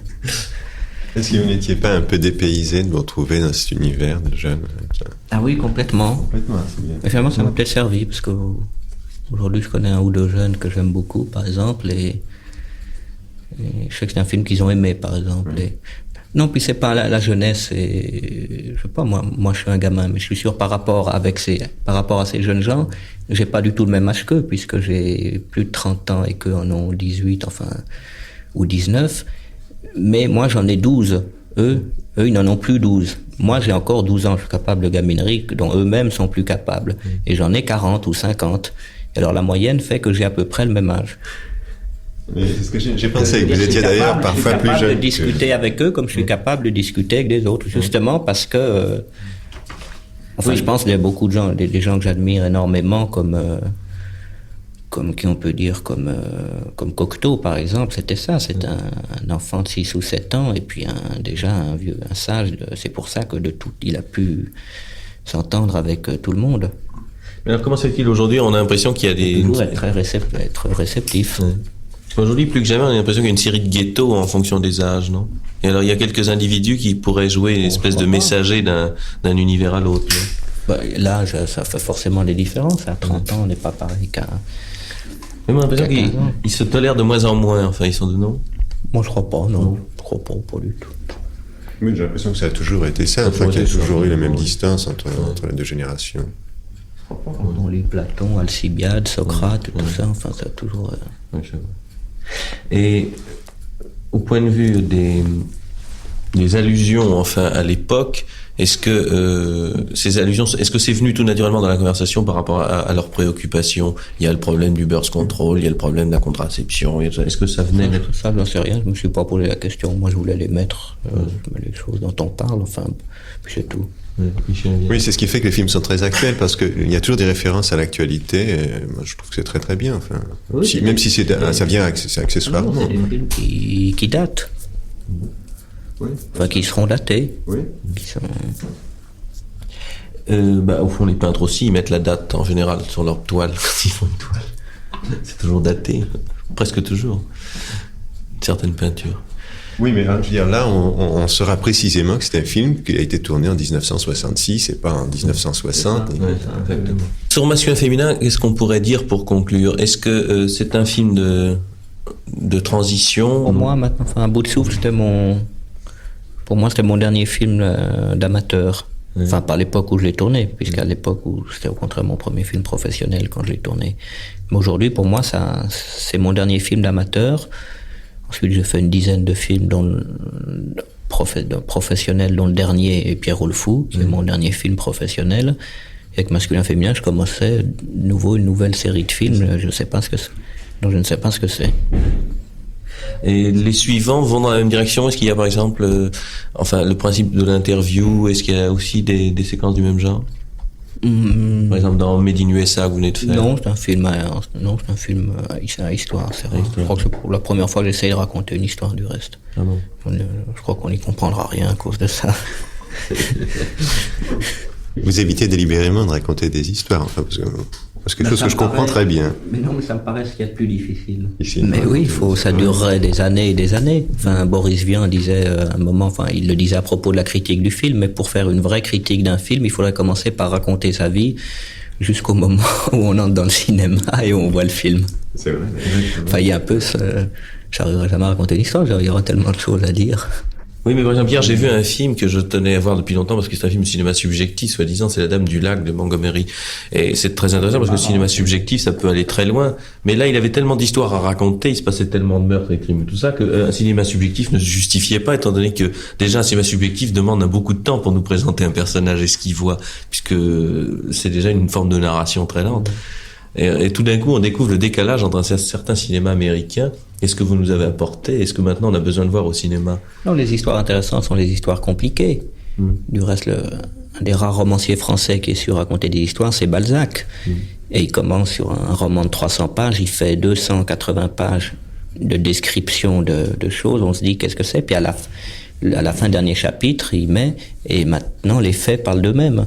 Et il a plus que la fin à écrire et tout, mais ça lui a pris un sacré moment avant. Je voulais peut-être demander à Jean-Luc, moi il me semble que son cinéma c'est un peu la transposition d'une écriture, mais alors d'une écriture qui serait comme ça une écriture très vive comme Mayakovsky, si Mayakovsky avait fait des cinémas, ou est-ce que c'est pas un peu ça? Oui, c'est ça. Moi, j'hésite chaque fois à savoir si je suis un écrivain ou si je suis un peintre. Mais c'est les deux, justement, les poètes comme Apollinaire ou Mayakovsky, justement, ont toujours été très proches de la peinture. De leur époque, ils ont toujours été liés avec des peintres plutôt qu'avec d'autres écrivains. Oui, parce qu'en voyant les films de Jean-Luc, je me dis toujours que bon, ces films doivent faire avancer la littérature, parce qu'après avoir vu un film de Godard, on est tenté d'écrire autrement. Enfin, c'est comme ça que l'idée m'est venue. Poser la question. D'ailleurs, la forme d'écriture que vous avez adoptée pour votre livre est une forme d'écriture qui correspond assez bien à une forme de tournage d'un film de Jean-Luc Godard. Ah oui, j'ai essayé, mais alors ça, les éditeurs ont été déconcertés. Oui, comme les premiers producteurs de cinéma aussi, et les distributeurs encore plus. Avant de nous séparer, Michel Vianney, il nous reste quelques minutes d'antenne et je voudrais faire un petit portrait sonore de Jean-Luc Godard à travers la musique de ses films. Alors le premier film, c'est À bout de souffle et la musique était de Martial Solal. Est-ce que vous considérez À bout de souffle comme un des films importants de Jean-Luc Godard? C'est un énorme succès. Pour moi, c'est, comme l'a dit Jean-Luc Godard, c'est le dernier de ses films d'amateurs. Je ne le trouve pas très personnel. Ah si, moi, à l'époque, je trouvais que c'était très personnel et très neuf. Enfin... Oui, moi je trouvais que c'était une forme de coup de poing, bien sûr, mais je n'ai pas été enthousiasmé par À bout de souffle. Ah, mais on retrouve, moi, je pense, la même liberté, la même indépendance à l'égard de ce qui l'entoure, de la technique, des conventions. On le retrouve déjà dans À bout de souffle. Ah oui, enfin, on a l'impression qu'il arrive comme ça dans un univers où il bouleverse tout. Oui, il y a eu un bouleversement extraordinaire à la sortie d'À bout de souffle. Oui, ce qui est très curieux, c'est que le film est un grand succès public, et même un succès qu'aucun des films de Godard n'a retrouvé ensuite. Oui, c'est possible. Ça, je me demande pourquoi.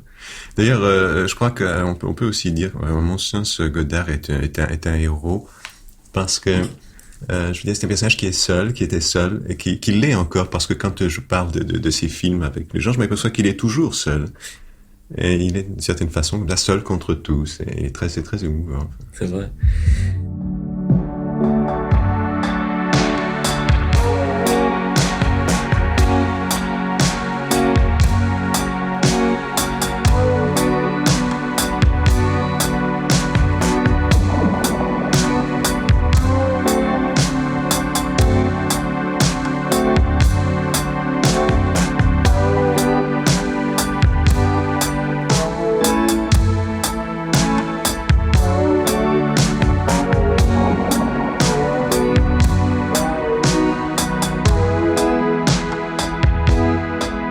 Nous n'avons pas les musiques de Bande à part ou des Carabiniers. Je considère pourtant ces deux films comme peut-être les deux plus importants de Jean-Luc Godard.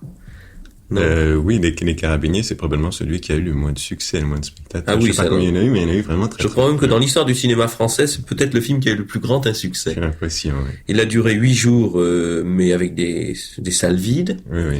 Et je crois qu'on le redécouvrira dans 20 ans, comme on redécouvre aujourd'hui les films de Jean Renoir. Oui, c'est un des films les plus importants du cinéma d'après-guerre. Et c'est un film qui s'inspirait d'une pièce de Benjamino Leopoldo qui avait été montée par Michel Deray, Les Carabiniers, adaptée très librement, et qui était dédiée à Jean Vigo. Et on retrouvait un peu le ton grinçant, l'éclairage noir et blanc de Jean Vigo, des personnages un peu caricaturaux. Oui, puis je crois que c'était la seule façon de parler, de décrire l'absurdité de la guerre. Enfin, on pouvait pas le faire mieux. Bernard Dort, qui n'aimait pas le film, disait que ce n'était pas un film contre la guerre, mais un film contre les films de guerre. Dans un sens, il n'a pas tort. Car au fond, c'était plutôt une satire des films de guerre que de la guerre elle-même. Mais je crois que cette satire était utile parce qu'il s'agissait de montrer que faire des films de guerre, beaux à l'image, héroïques, c'était encore une façon de mystifier les spectateurs. Et là, brusquement, on a les mêmes scènes que dans un film de guerre, c'est-à-dire que tout d'un coup, vous voyez une voiture d'officier allemand avec le petit drapeau qui arrive devant un château et qui vire, mais dans un film, c'est montré, c'est très beau, c'est une image, les roues grincent sur le gravier, la porte s'ouvre rapidement, l'officier descend, salue et monte l'escalier et rentre dans le château. On voit ça dans 100 films de guerre. Oui. Mais là, c'est fait d'une manière miteuse, minable, la voiture rentre doucement, la porte ne s'ouvre pas, l'officier descend, il est vraiment très mal habillé, sa casquette de travers, on ne croit pas une seconde que c'est un officier allemand. Et alors là, brusquement, on se dit, mais oui, c'est vrai, quand on voit un film de guerre, on marche, on dit c'est beau cette séquence, et finalement, on dit la guerre, c'est beau. Tandis que Godard nous dit non, il ne faut pas montrer la guerre belle, il faut déjà commencer par faire des films de guerre minables. C'est juste. Après Les Carabiniers, nous pourrions citer un film à l'opposé, c'est Le Mépris, grand film en couleur avec Brigitte Bardot, d'après un roman de Alberto Moravia, tourné à Capri avec Michel Piccoli, Brigitte Bardot et Fritz Lang. Et vous avez assisté au tournage de ce film, Michel Vianney, vous en aviez même rapporté pour l'Express un reportage qui était très savoureux. C'est un film un peu à part dans l'œuvre de Godard. Il y a tout de même un peu le culte de la vedette dans ce film. On est un peu fasciné par le fait que Bardot est là. Oui, mais ça, je veux dire, ce sont c'est les circonstances qui l'ont plus ou moins amené à être dans le film. Je pense pas que ce soit lui qui l'ait choisi. Cela dit, c'est un film qui évidemment a été encore une fois un quiproquo, car la présence de Bardot a permis des recettes à peu près honorables pour les producteurs, oui. Mais ça a été tout de même sans doute le film de Bardot qui a le moins bien marché. Oui, je crois. Mais je crois qu'on n'a jamais si bien montré Bardot, enfin. Ah ça, je crois. C'était le film où j'ai préféré Bardot. Elle a eu du mal à se reconnaître au début, mais je crois qu'elle s'y est fait après, qu'elle aime beaucoup le film. Ah bon ? Oui, parce qu'évidemment, elle aurait pu être choquée par l'utilisation qu'on avait faite d'elle. Oui. Et Piccoli était merveilleux. Très bien. Et Fritz Lang extraordinaire. Et Jacques Palance aussi, d'ailleurs, en producteur de films américains un peu dingue comme ça. La scène entre Jacques Palance et Fritz Lang était très extraordinaire. Oui, il y avait d'ailleurs des difficultés entre Godard et Palance à l'époque, parce que Palance avait des idées très arrêtées sur la façon dont il devait jouer. Et Godard n'avait pas les mêmes. Alors qu'au contraire, avec Fritz Lang, il a dû s'entendre très bien. Très bien, oui. Pour Alphaville, nous n'avons pas de musique, mais pour La Femme mariée, les illustrations musicales étaient extraites des quatuors de Beethoven, ce qui m'a touché personnellement beaucoup, car je trouve que c'est une des plus belles musiques du monde. Oui. Et La Femme mariée, c'est déjà un petit peu masculin-féminin. Il y a déjà des interviews dans La Femme mariée. Oui, moi je peux pas en parler parce que c'est le seul film de Godard que je n'aime pas. Ah bon? Ah, moi j'ai beaucoup aimé, c'est un peu l'univers des magazines féminins. D'ailleurs au départ le film devait s'appeler Elle, je crois, il a été tourné dans les locaux dans l'univers de Elle, ça devait être un reportage sur ce magazine. Et puis je crois que le magazine Elle n'a pas été ravi de ce style de reportage et on a supprimé les allusions. Moi j'aimais bien le film, je trouve que il y avait des séquences qui étaient très belles et je trouve que Macha Merrill était très très touchante, enfin elle jouait très bien et Bernard Noël aussi, enfin les acteurs étaient très bons. Et alors il y avait cette chose tout à fait étonnante, c'était l'interview de l'improvisation de Roger Lénart, de cinéaste, que Jean-Luc Godard avait utilisé comme une sorte de diplodocus dans notre monde contemporain. Il considère Lénart comme un des derniers représentants d'une race en voie de disparition, c'est-à-dire les hommes qui savaient parler. Et je veux dire qu'il a tout à fait raison, nous appartenons à une génération qui, par le cinéma, la radio et le mode de vie décontracté que nous avons adopté, ne savons plus parler sans faire des des bafouillements, comme nous en donnons sans doute l'exemple pendant cette émission même. Et évidemment, nous sommes pleins d'admiration comme Godard pour un homme comme Lénart, qui a improvisé devant sa caméra sans hésiter une seule fois, sans faire une faute de français très certainement, et en exprimant avec une clarté extraordinaire ses idées. Et il faut bien le dire, nous appartenons à une génération qui arrive après ces grands dinosaures d'une race splendide, car les diplodocus avaient des cerveaux trop petits, mais là c'est plutôt le contraire, c'est nous qui avons les cerveaux trop petits peut-être par rapport à une race d'hommes qui appartenaient à la race des grands humanistes. Oui, mais je crois que c'est bien comme ça. Si Godard avait beaucoup plus de facilité pour s'exprimer, il ferait peut-être pas de film. Oui, bien sûr, mais le cinéma est peut-être un danger, c'est-à-dire lorsqu'on écrit, on est bien obligé d'apprendre à s'exprimer correctement. Lorsqu'on fait un film, on peut très bien être incapable de mettre 3 mots l'un derrière l'autre. Oui, c'est vrai, mais enfin, on peut écrire et avoir aussi les mêmes difficultés Bien sûr, et puis d'ailleurs, on ne demande pas non plus, par exemple, à un peintre ou un musicien de savoir s'exprimer clairement.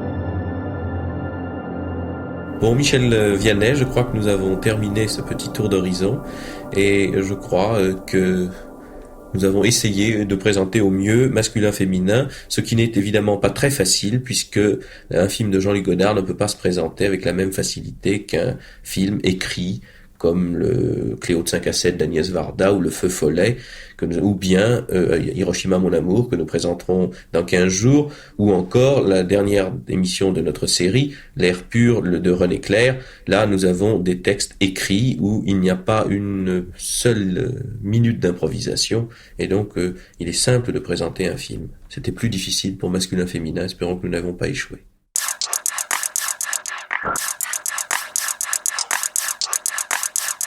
You